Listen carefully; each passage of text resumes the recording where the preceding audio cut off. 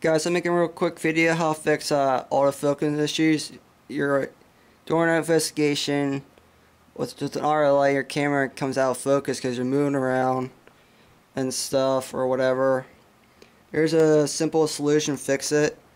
You zoom in up to an object, zoom all the way, and go camera settings, and go from focus from auto to manual.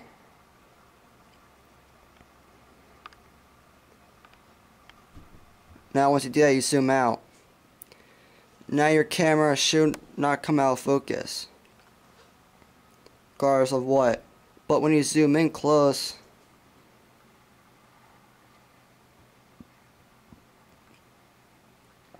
something close, but like that. But anyways, it'll come out of focus. But this is a simple solution to fix the out of focus problem.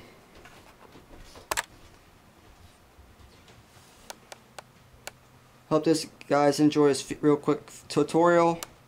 Show how to fix it. And that's in this video. Hope you guys enjoyed.